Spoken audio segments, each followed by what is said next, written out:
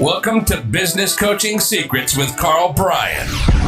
If you want to attract new high-end coaching clients, fill live events, and build a wildly profitable coaching practice where business owners pay, stay, and refer, you've come to the right place. In this podcast, Karl provides his keys to the kingdom for finding and signing high-paying clients and building the coaching business of your dreams. Here we go.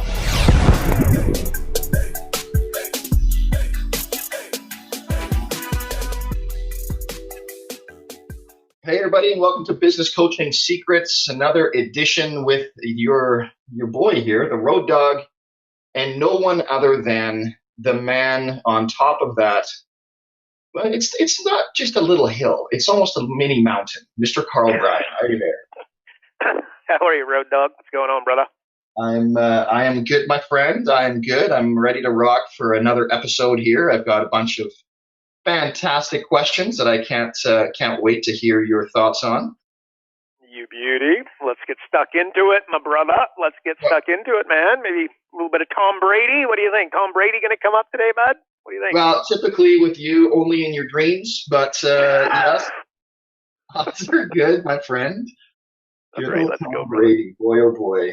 Anyway, so he got his boyfriend Gronk. Like, how does that make you feel? Like, let's just get it all out in the open. Are you jealous? How upset were you? Little bit jealous. I was hoping for one day to have some sort of, weird affair with Tom Brady, but the Gronk is there. He's a little bit bigger, more handsome than I am. So my future boyfriend, Tom Brady, his first Madonna when I was growing up, and now it's Tom. Why are we even talking? Let's move on, dude.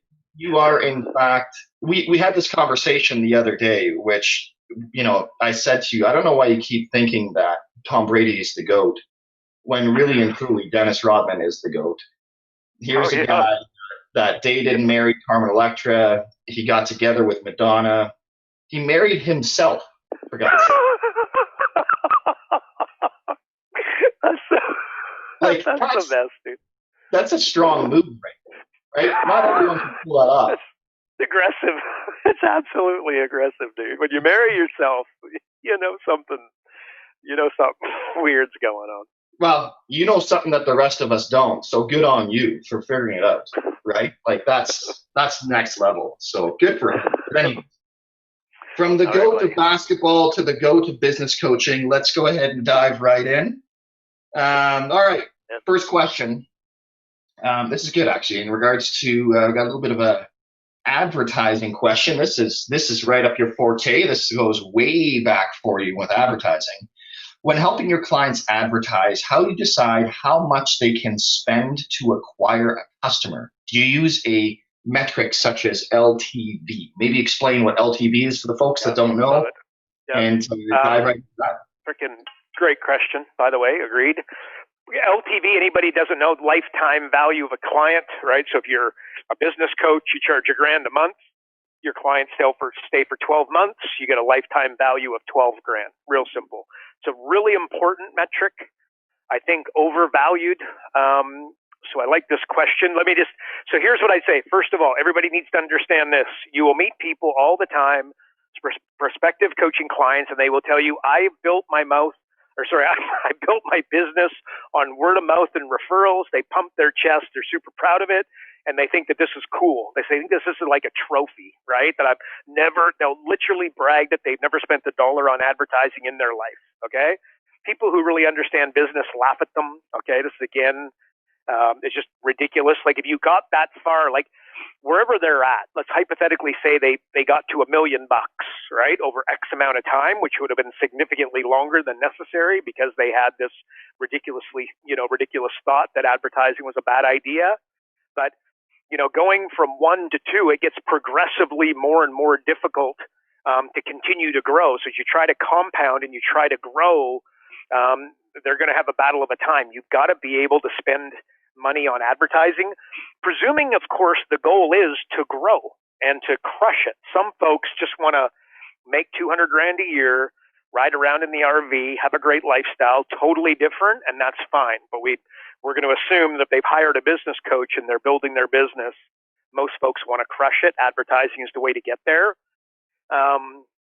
Okay, so the question is, how do you work out how much to spend? So this is not black and white, this is gray. So if I were to give you just a metric and just say, okay, well, here's what we're trying to accomplish. If you can break even on the first transaction, this is going to be a really good thing, right? So what that would mean is if you say the product that you sell is $500 or your client sells is $500 of that first transaction, okay, is $500. If you can break even on the first transaction, it's thumbs up all the way. And then you just need to make sure that they've got a business model where there's something on the back end of it, like an ascension ladder or, repeat business equals profit. So you got to make sure that they have a way of continuing, to sell. Here's the mistake that folks make, though, is somebody who with a little bit less experience will go, okay, what's the lifetime value? And then we just come up with a number arbitrarily. I'm going to say $5,000. And then they will say, well, okay, you can spend $5,000 in order to get your customer. Here's where that breaks down big time. Let's assume that it's $5,000 over 5 months. Okay, well then, and let's assume it's $1,000 a month for 5 months to get to that point. Well, if you spent $5,000 to generate the sale, okay, and then you were accepting the $5,000 over 5 months, and let's assume transaction number one was $1,000, you're behind $4,000. Okay, so so the question is, how would you possibly scale that? Unless you've got really deep pockets or big investors, you're never going to be able to get there. Or maybe a good example is these SaaS models. They are renowned for this. Have you ever thought, how do these people and why do these folks go and, they do these, they raise it's not uncommon to hear that they raised $100 million. And then if you hear that number, and again, if you're, the business coach that we need you to be, you got to be thinking, well, why the hell would they raise $100 million and what are they doing with $100 million? Yes, there's going to be some R&D in there, of course, but what they're doing a lot of the time is they're losing so much money on their clients that it is required for them to have these huge, deep pockets. And I just described how they're doing it. There's a book, SaaS models. I can give HubSpot. There's 100 zillion of them around nowadays, right? SaaS.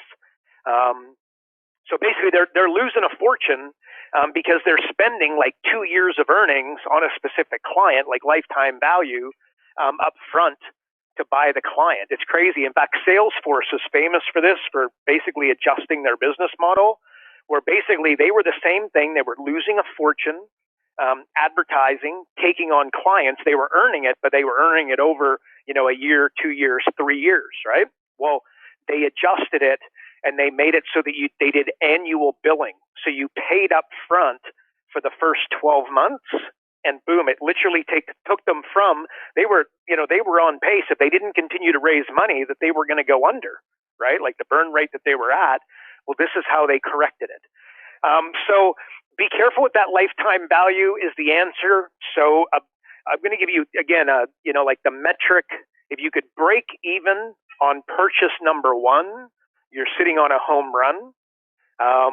But again, this is a difficult one because you just want to be a little bit careful when you're doing, when you're calculating all this and you're doing it. You don't want to put your client in a position where they're losing too much money on that upfront purchase, knowing that they're going to get the money, but it sits in accounts receivable instead of their bank account. Because then what happens if the guy doesn't pay? You spend $5,000 to get a new customer. You don't realize the $5,000.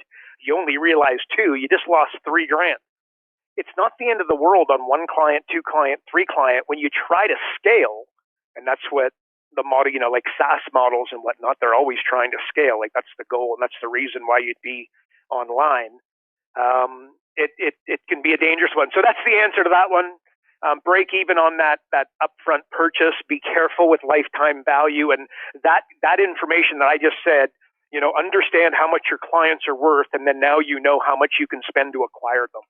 That is a black and white statement to an incredibly gray scenario, and I just gave you the gray. Be very, very careful with it, with your coaching clients and yourself for that matter. Again, your advertising, be a little bit careful. So there you go, Road Dog. That's my answer to that one. But Well, how many people do you actually think know their lifetime value of a customer? Like, do you think they know? Oh, when you ask them, they don't have a clue. Yeah, exactly. Because I would be willing to bet most business owners don't even know how long they actually keep, and they don't know the lifetime value. But so then that just throws another variable into it, right? Where then we're going on assumptions versus straight, you know what I mean? Like looking at their books, like, Road Dog, you're the chiropractor, right? And I'm like, so what's the lifetime value of your client? You say, I don't even understand what the hell that means, right? I help you work it out. And then we go, okay, so it looks like it's about, $2,500. But you see how that was very, very loosey-goosey. And then I'm like, oh, well, look, we can spend $2,500 to acquire these customers. It's a dangerous game. I don't know, dangerous. It's just, you got to be a little bit cautious, a little more cautious than what most people are, to put it that way.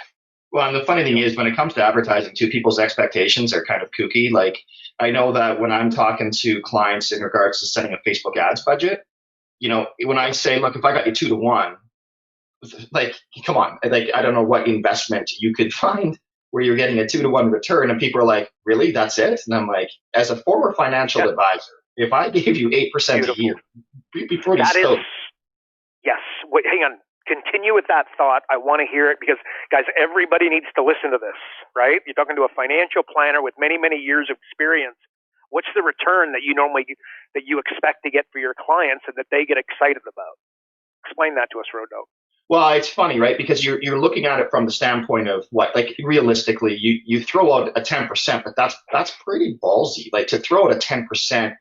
So if you're even saying 8, and who knows in unpredictable markets, but when then you have somebody saying, well, I can get you 2-to-1 on your marketing, it's like, well, and they question you on it. That's the part where, for me, it doesn't make a lot of sense. Because I know back when I was in the industry and I was marketing and spending money on radio and everything else, I was happy to break even. Like, it was that was the number one thing. And guess what? How many times did I even do that, Carl? Like, I don't need to tell you that it doesn't happen when it comes to a lot of traditional media with a confused message, right? And that's the problem. So, but yeah, you're right. It's like, if you get your clients 8%, who isn't happy with that inside of their 401k or their RSPs, right? Like, it's crazy. Or what is it? Or your super for our Australian friends. That's it. So, but whereas when you're advertising and there's a very realistic, like when you're understanding your numbers and you have ascension models and you have upsells, downsells, cross sells, proper upfront offers, you really understand how to market to double to spend $2,000 on ads and to bring $4,000 in. I mean, it's a pretty straightforward exercise, right? But it does take some testing and some guts up front to get it, going, and it needs to be modified a little bit. But when you really compare it, it's like right now, like the stock market's down and everybody's getting excited about the stock market. Like, yeah, it's great. There's no question that you would have to be a complete idiot to not be able to double your money over the next 10 years when this thing, I don't think it's done, capitulating here. Like, this is going to be a process here over the next 6 months. Well, it's going to be almost impossible not to double your money in the stock market over the next 10 years. But it's 10 years. Well, if you really want an investment, like, a return on your investment, go hire somebody, right? So, like, invest, call it $50,000 a year on a staff member, and the return that you will get on that staff member will be ridiculous. Like, it won't even you know what I mean? Like, you can't even compare it. You know what I mean? You'll be doubling it month over month over month is really what you'll be doing. Forget waiting 10 years to double your money. Right. But of course, it's passive and you don't have to really do anything. And the stock market works without you. So there's all these that's all needs to be factored in. But that's just not where I'd be investing my money right now. Like, everybody's looking at, like, real estate is, in 18 months, real estate will not dump straight away. It's not the way it works. What's going to happen is there's going to be the stock market comes down. My personal opinion is it hasn't taken the first dip completely yet, but maybe it has. But bottom line is taken a dip. It's going to come back, roaring back, quote unquote, but not really roaring back, but it'll all of a sudden, oh my gosh, we're back. Thank goodness we're out of trouble. It'll tank again. It'll go slightly lower than the first dip. From that point, that bottom point on your graph, you measure out 18 months from that, really 12 months to 24 months. So let's just go in the middle, 18 months. That's when real estate capitulates. That's when real estate takes the dump. But the bottom line is everybody looks at it that stocks are on sale and then real estate's going to be on sale if you're an investor, and frankly, everybody should be, right? Well, I'm looking at it very differently in that people are on sale, right? Whereas people are getting laid off and there's really, really talented people out there available for less than what they are worth, and you should go and find a way to hire them and to make the commitment in them and their family and their career and in your own business, and the return that you will get on that will make 5%, 8%, 10%, which Road Dogg just said. That's a good one. As a financial planner, to get you a 10% return, you're doing well. And he's right. What you could do with a staff member is nuts. But think about the different in the way of thinking. Do you know what I mean? Like real estate's on sale, stocks are on sale. Well, people are on sale. And I hope that doesn't sound like, oh, we're going to go take advantage of people. That's not what I'm talking about. You're going to pay them the going rate, but the reality is the going rate is 25% less than it was 3 months ago. So go higher. You really want to invest. You really want to crush it. You want your clients to crush it. You want to guide your clients in the best way. That, in my opinion, is some great advice. So be thinking about that, folks. Well, and again, just to kind of cap that off, the best investment is in yourself and inside of your business, right? Like, why are you investing in other people's businesses before you invest in your own business is sort of always the question that I have. But all right, to move off of that topic into another one, and this is sort of interesting, Karl, because when I first read this, I had to think about it, because you're always talking about coaches and having joint venture partners and how like it's awesome. And then so when I saw this, I'm like, and I really started thinking about it, I'm like, wow, this is bang on. The question is, I've heard you don't do JVs. Why not? Like, it's a great question because I think there's two sides to it, but do you want to break that down? Yeah. Okay. Yes. So to be clear, I can imagine, the feedback we're going to get over the next 7 days, like, oh my God, you're telling us not to do JVs. This is one of those ones where I'm going to say, listen to what I say, not what I'm doing. Because again, it's just different. I've been at this for 2 decades. The bottom line is joint. So I'm going to answer this in 2 parts. One, my world, and then one, the business coach world. I don't do JVs for the simple reason that I have had bad experiences. And the way I see it is I'm arguably a pretty talented marketer. I got zero challenge, getting clients and bringing on clients and then retaining the client, the customers, et cetera. So I just say to myself, well, I'm going to grow my business. You grow yours. How's that sound? Right. And the reality is I have been diddled a little bit, been a bit of a, so it's just been screwed. You know what I mean? So I get people, you promote them and then they let them down. Like one specific example who the person will remain unnamed, but just an absolute dick of a human being, the end. And I can comfortably say that. Normally there's 2 sides to every story. This instance, there is no second side. There's just my side and the truth. But basically we did a deal and there was a bunch of money invested, and then this person let everybody down, and I ended up, because again, I'm man of integrity, and I back something, so I ended up paying everybody back, and it was just a big freaking nightmare, quite frankly. So anyway, so that's so there's a little bit of that. I just build my business, you build yours, right? I think that there's a little bit the power of opposites here too. This is something that I think is really, really powerful. We'll go to like Michael Jordan.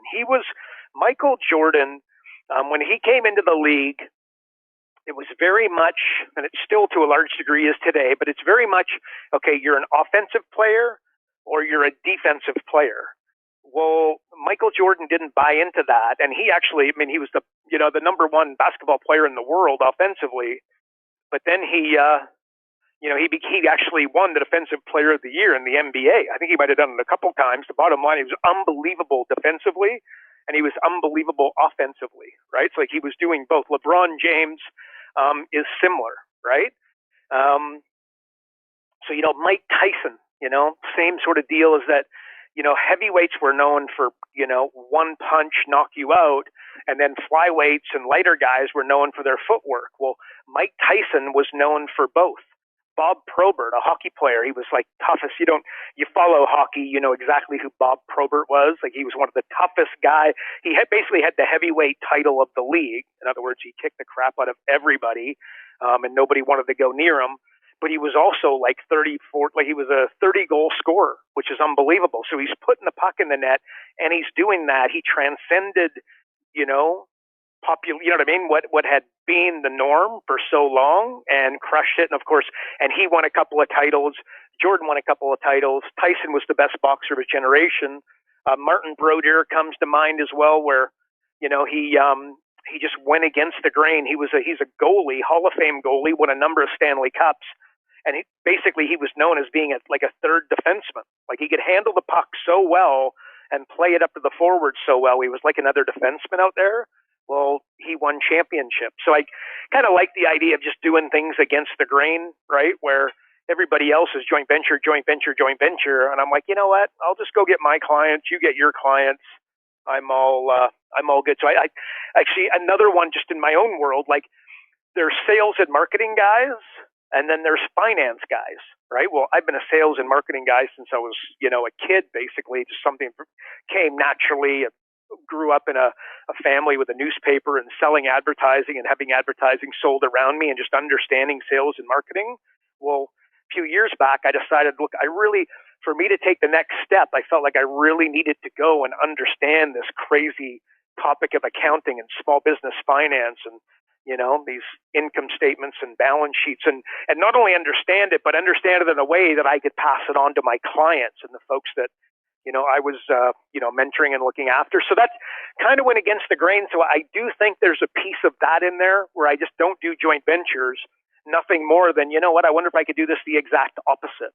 And that's what I did. So all that being said, okay, you're a business coach. Do I recommend you don't do joint ventures? And the answer is absolutely not. You should absolutely go form a relationship with the accountant. The best 5 joint ventures for you as a business coach will be accountants, business brokers, networking organizations, advertising salespeople, and the Chamber of Commerce. Okay, so those 5, there'll be others, but those 5 will be your home runs. You should totally go do joint ventures and just understand that I'm a couple of decades into this, and I've got the battle scars and everything else. And that's just the way I'm doing it. That doesn't mean that I won't do joint ventures in the future. And that doesn't mean that, I have done them, and I've never done a single one with the magazine. Not a single one, and I don't plan to, who knows? But as a business coach, you'd be crazy to poo-poo joint ventures. And to be clear, over the past couple of decades, I can look at joint ventures and tell you that they were incredibly good to me. I did incredibly well with them. I just want to make sure that message is clear. But you're asking me a direct question. Why don't I do them? I don't do them because I don't want to do them. And I had some bad experiences, and I just said, screw it. And I may come back to it. But as a business coach, you should do it. And I want to make sure that is, that doesn't get lost in translation. It's a very powerful marketing technique that you should learn to do and help your clients do as well. So that's the answer there, Road Dog. Beauty. I love how you just casually throw in, in my magazine, like, I'm just the editor-in-chief of Six Figure Coach magazine. Not a big deal. Pretty casual there, my friend. So to kind of go down that path for a second, though, they're big shoots with when you've got the podcast, you've got your emails, you've got a magazine. Like, I don't know what you're going to do next. A TV show? I don't even if you're going to be on a TV show, I know where it's going to be. But anyways, that's a story for another time. So with all that in mind, though, why don't you do many interviews, Karl? Why don't I? Yeah. Good question. Just why don't I do many? First of all, I have exactly zero need to try and feel like I'm that guy, celebrity or whatever you want to see. I think, in fact, I can tell you 100% that this is not my opinion. This is the data 100%. In fact, there's a book I cannot remember the name of it, but basically what it goes over is it talks about when you think of, like leaders of public companies and a guy who really embodies crushing it as a CEO, most people, if you give them a list of three, Jack Welch's name comes up, right? So he was the CEO of GE. If you actually look at the data, you're going to find that this book, and I'll think of it here hopefully soon, but the book will actually show you that Jack Welch was really not all that good.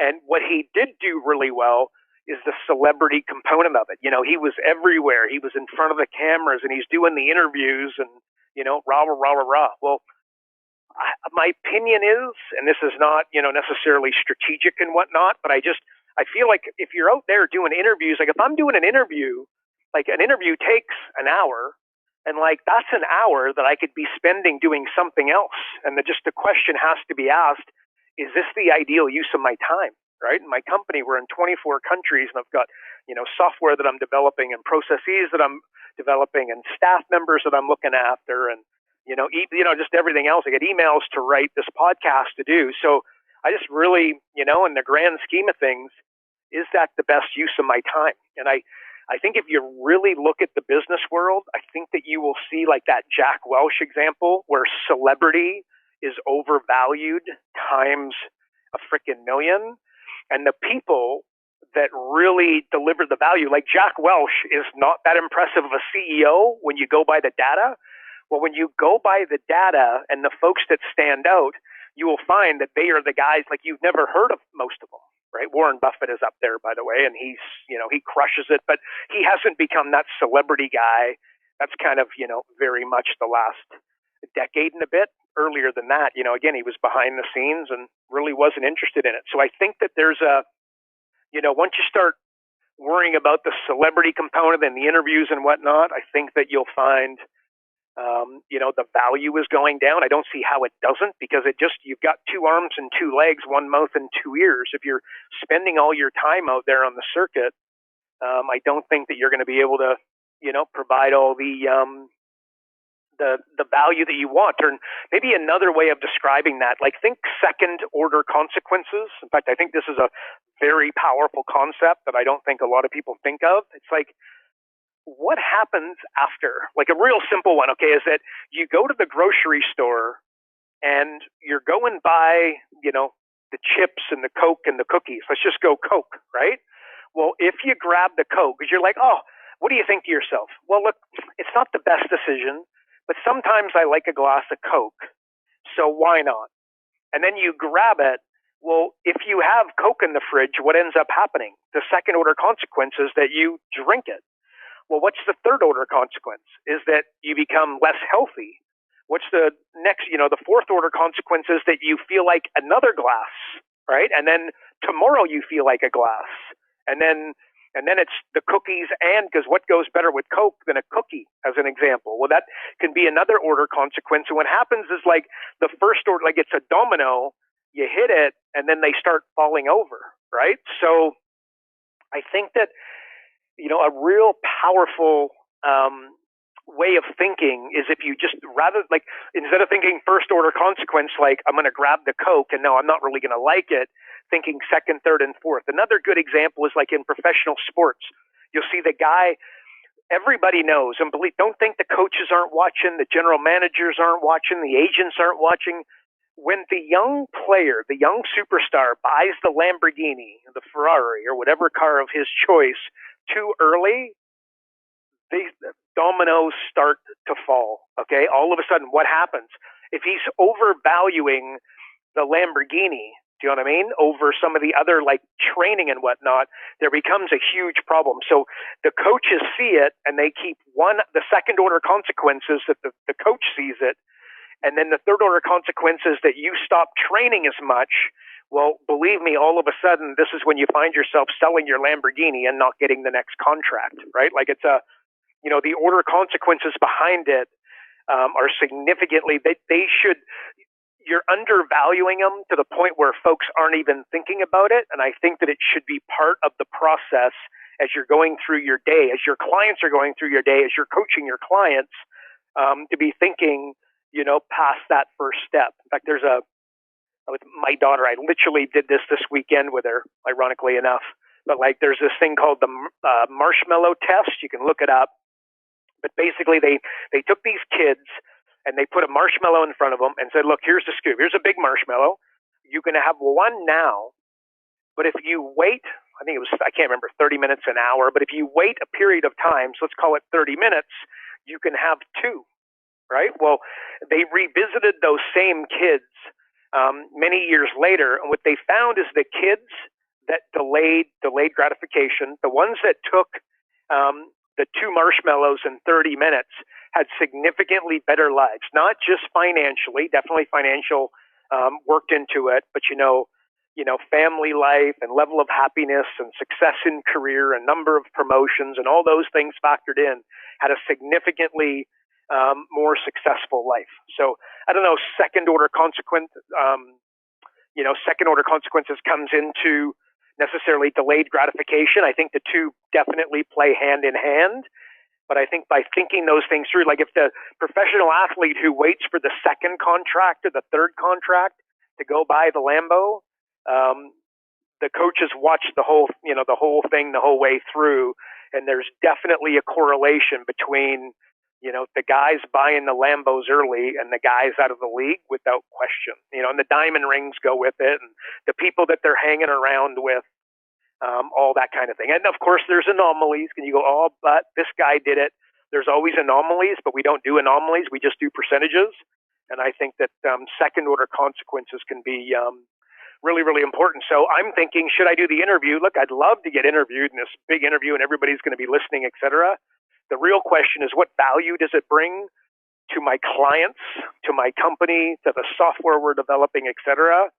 And often it's not second, it's like the 10th most important thing I can do, so it never gets up there. So I don't do it. And it's not something on a conscious level. I'm not doing interviews. I have done interviews and I'll do them in the future. But it's not something I'm spending a lot of time on. And I most definitely do not place a lot of importance on it.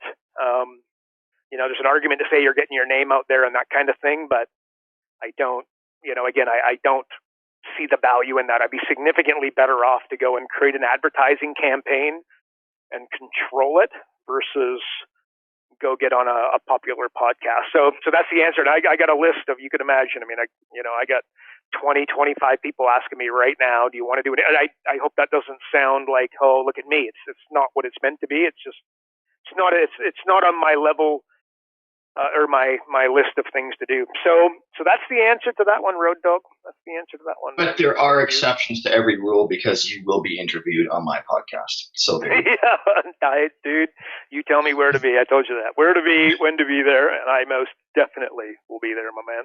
Because otherwise, I will not toilet paper your house because that's too expensive these days. But I will definitely paper your house. That's for sure. All right. Speaking of toilet paper, now that that's back in stock, somebody wrote in the question of what do you think the result of COVID will be? What do I think the result of COVID will be?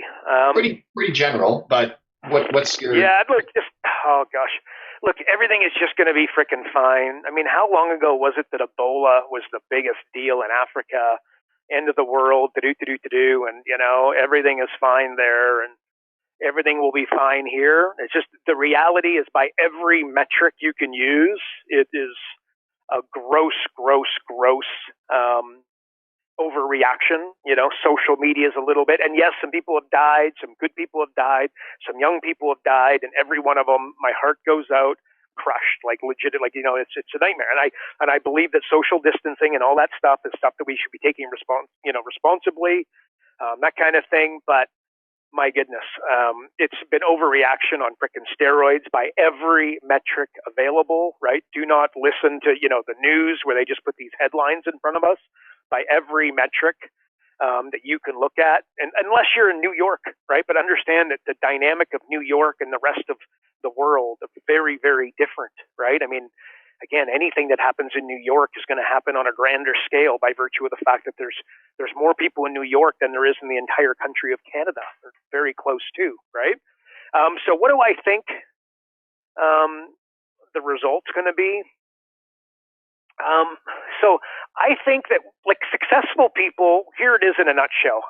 You meet somebody who's successful, always say to them, geez, when are you going to enjoy your success? When are you going to take the foot off the gas? Why do you work so hard? Geez, you're going to burn out. Gee, we're worried about you. You hear this stuff all the time, right? And the reality is that people that are super successful love what they do. So they don't want to stop doing what they're doing. Like this morning, I was up at 4 a.m. I wake up at I prefer to sleep until 5, quite frankly, but I'm up at 4 a.m. What do you think I do? I don't go and juggle downstairs or, go blow up a floaty and jump in my pool. Like I come straight into my office and I go to work. Why? Because I enjoy it. It's not punishment. It's not because, oh my God, I have to. There's nobody with a gun at my head, clearly. I just come down and I go to work because I like it. I don't know what else the hell I would do. Like my wife and I go on holidays and there's only so much relaxing I can do. And I can shut off for all those listening like, oh my God, he never shuts off. I absolutely can and do shut off. But I don't want to separate myself from it entirely. So, okay, and that's me. Who gives a crap about me? Everybody else. My wish, I don't know that this is what's going to happen, but this would be my wish, is that folks start to integrate work with play and start doing things that they enjoy. And by the way, understand the way I worded that. That doesn't mean don't do what you love. Okay, you guys heard me talk about this. You know what I'm about to say. But doing what you love is a really good way to hate what you do, right? So I know guys who make millions of dollars playing hockey and they're sick to freaking death of it, right? So that's not, you got to fall in love with what you do. Fall in love with the results of your clients. Fall in love with the marketing.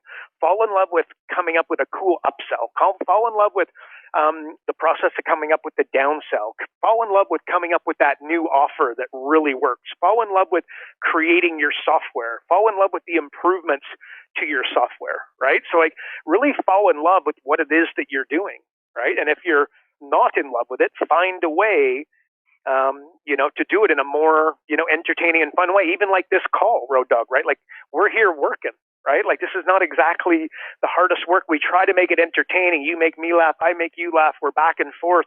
When we get together, we're talking about different funny things that we're going to talk about on the podcast, right?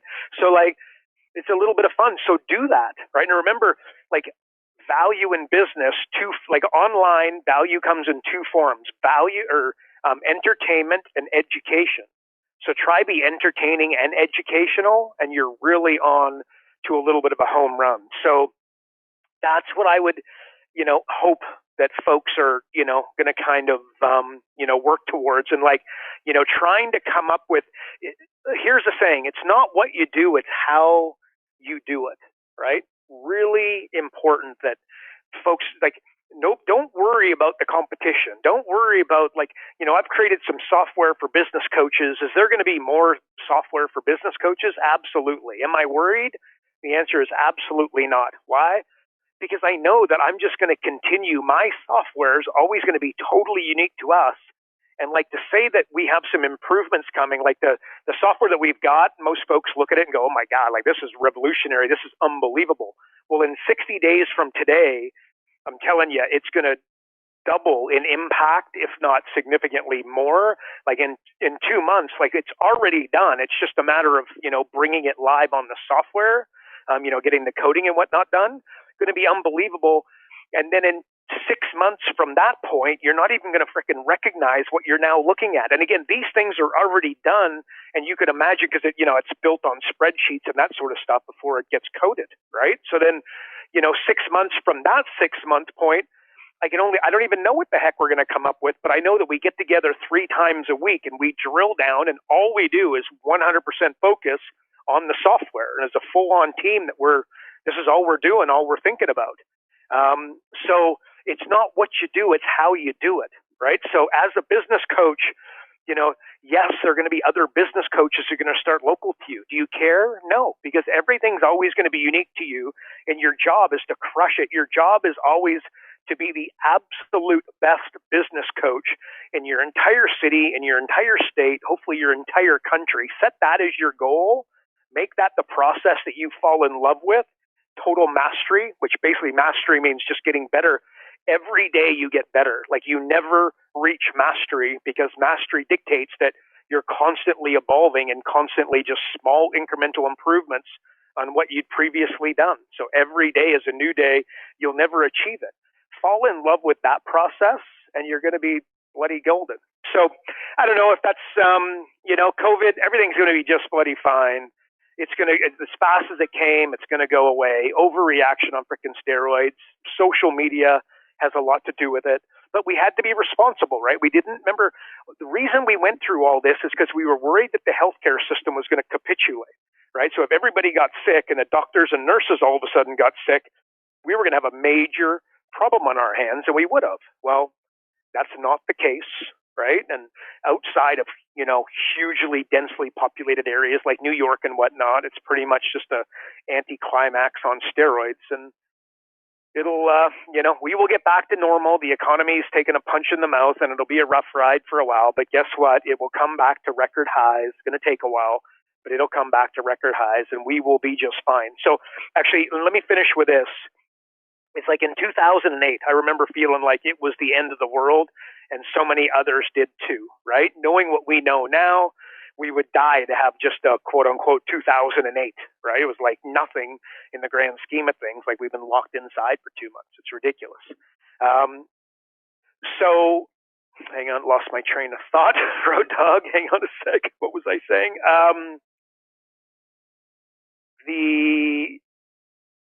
It's going to come back. It's going to be a bumpy road.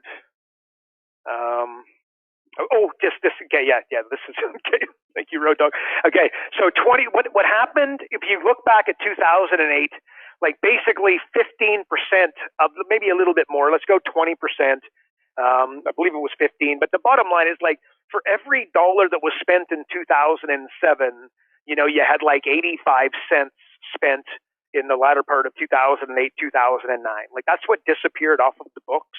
It wasn't a monstrous decline. And why? People still need to eat. People need to poop, need to go, they need to wear clothes, buy shoes, put gas in their car, etc. Like those things don't go away, right? So yes, there's going to be a punch in the mouth, but it's not like all of a sudden out of $100, only, 35 are going to be spent, right? It's going to drop to like 70 cents and then it's going to come back. So for every dollar, that was spent 5 months ago, 70 cents are still going to be spent, right? Glass half full, glass half empty. And remember, if you could have, there could be another one of these. And remember, if you could go back, you'd take 2008 any day of the week, knowing what you know now, because it really wasn't that bad, but you made it significantly worse than it was. So, keep your head up. Don't worry about it. Keep going, as normal. But the business coach that's sitting there and thinking, am I going to continue as a business coach? Like, has my industry disappeared? Am I going to be able to make it? Should I go do something else? Should I become a realtor? Should I become a financial planner? Should I become a mortgage broker? Should I become a life coach? Should I become something else? Well, those are the ones that fall off, right? Like I wrote a long email and blog post about this, but like 25% of the restaurants are going to disappear. But guess what? They were the 25% that needed to disappear. You go in there and all the food's frozen and it's crap and they got crap service. The owner's hardly ever there. Nobody's trained. Nobody's developed. Nobody's taking it seriously. So do you really want to go spend your $50 in that restaurant but you didn't know, right? They got a cool sign out the front when you could have gone next door and got a really wonderful, awesome, value meal. That the 25% are going to drop off. Well, the business coaches that aren't legit are going to drop off. And I'm fine with that. Like, it's just no big deal, right? But thinking about that, you've got to be the one digging in. Remember, everybody's talking about pivoting. I prefer dig in. Significant, but way before you pivot, you got to dig in. And I don't know if enough people are doing that. So that's my answer to that, Road Dog. So real quick, I saw a thing from your boy Bezos the other day. And I guess when the media was calling them out years ago, saying that they're done, the big boys are going to smash them, he went to his staff and said, "I'm not sure why you guys are paying attention to the media or you're paying attention to our competitors, because they're never going to be our clients." I thought that's beautiful. That's it. Bezos, he is a visionary on steroids, man. That guy. It's crazy. It's crazy. Hey, just to kind of to close out here real quick, can you maybe just share maybe like because there's a question here like where do I find the best ideas for myself and my clients? I think that's a good one to kind of wrap with because obviously the amount of content you put out, dude, like it's crazy, right? So like where do you go? So the best ideas. Okay, I think that this can be a little bit of a misconception because really there is no, it's like the mousetrap metaphor, right? Like you build a better mousetrap, but where are most of the mousetraps, right? There's patent on top of patent for mousetraps, and they just end up in attics gathering dust. Remember what I said earlier? It's not what you do, it's how you do it, right? So, like as an example, think of a company that would come to your house, open your garage, and take all your junk away, right? Well, like the unemployed guy could do that. The guy with the beat up truck and no signage, no anything, and you just be amazed if the truck actually makes it to the dump with all your crap. Well, when you think of that guy, but then think of 1-800-GOT-JUNK, right? A company doing, tens and tens and tens of millions of dollars versus the guy showing up and just loading the back of his truck and, lucky to make 40 grand this year, right? So it's not what you do. It's not, it's how you do it. So there's no really, don't worry about the ideas. Remember, I said it earlier, fall in love with what you do, and this is how you take an idea and absolutely freaking blitz it. Like if you watch a show like Shark Tank, absolutely, they're looking at the idea for sure, and there's some great ideas and there's some average ideas, but every single time they're looking at a bunch of horses and they're looking at the jockey. The jockey wins the race, not the horse. So they're looking at the jockey, and I think that that's and that's you, by the way, okay, to make sure everybody understands. So yeah, looking for ideas is a process you could undertake, and you can help your clients do it. But if you really want a home run, I would encourage you to have a paradigm shift, and the paradigm shift would look like this: that start looking for problems. This is, you really want to knock it out of the park. Look for problems, and then your company, your product, your service, your event fixes the problem. Okay, and the bigger the problem, the more you're going to get paid and the more scalable your business. Like, in other words, the bigger the problem and the more people that have it, right? So I think that would be a significantly better undertaking. Search for problems. So you're sitting with a client and you're trying to help them expand, which, by the way, don't start there. This is a mistake that business coaches make. They get started with a client and everything's new. We're going to do all this new stuff, new products, new services. Well, no, that is how you get a client overwhelmed, and that's how you start looking for a new client in 90 days, because they were already overwhelmed before you showed up, and you put a bunch more stuff on their table, on their to-do list, on their list of tasks. This is how you send them straight into overwhelm. So you want to do is you want to play subtraction. So when you start with a client, you want to look at what they're already doing, refine it, improve it, take the screwdriver and twist a little bit. That's where you start. But if you are, you're crushing it now, they're expanding, new staff, now enter time for them to expand. Don't look for new, your natural inkling will go towards ideas, but no, just ask this question. Get their clients on the phone. What are the 3 biggest challenges that you currently face? Boom. Like what we found, Road Dog, with our clients as business coaches, it was always like lead generation is a hot button, but the real problem in my industry, in our industry, in the business coaching industry, is results for the client so that they stay. And we find that coaches think they have a lead generation problem, but the reality is they have a competence problem. The reason they don't reach out, like the psychological triggers, think of the first, second, third order consequences. They don't have the competence, and that's why they don't make the phone calls, send out the messages, get the folks on the phone, go have lunch, go have breakfast, go get in front of these business owners, because they don't have the competence. So our software is designed and going to continue to be designed and continue to improve to basically help the clients, help the business owners really, really crush it. So yeah, I hope everybody takes that away from this. It's super important. Looking for ideas. Like I would call that elementary school.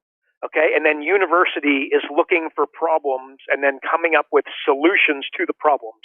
And that might be in the form of a product, that might be in the form of a service, that might be in the form of an event, an online course, whatever. But the problem is ultimately, if you want to build a successful business, you fix problems. But before you can fix a problem, you have to identify it. Sounds no doubt pretty platitudinal and very straightforward as I say it. My experience is that a very low percentage of the population are thinking anything remotely close to what I just described. So, Road Dog, that's how I'd end that, man. As far as the best ideas, there really aren't the best ideas.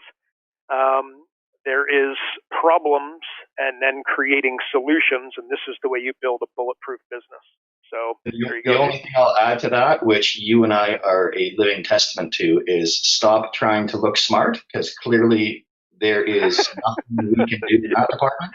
I do not have that problem.